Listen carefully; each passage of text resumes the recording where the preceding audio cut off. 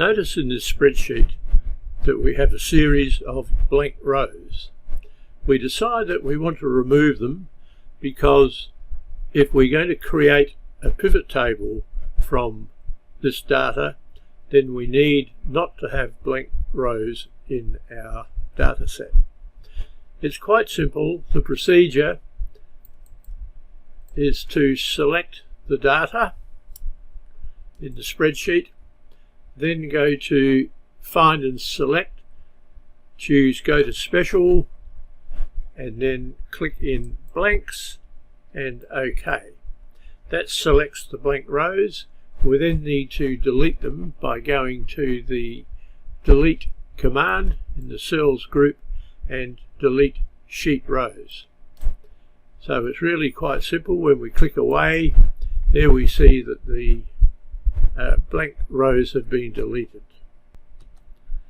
Let's now say that we have a blank column or columns in our spreadsheet.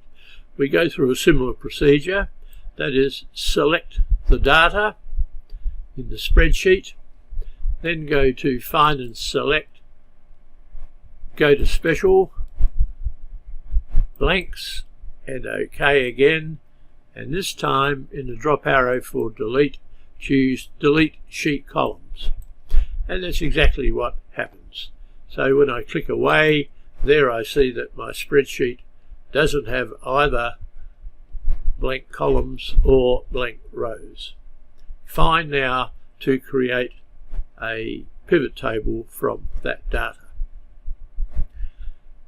Don't forget to subscribe unless you've already done so. We love likes and comments, and hopefully you've learned something in this short 2-minute video that will be very, very handy in your Excel life.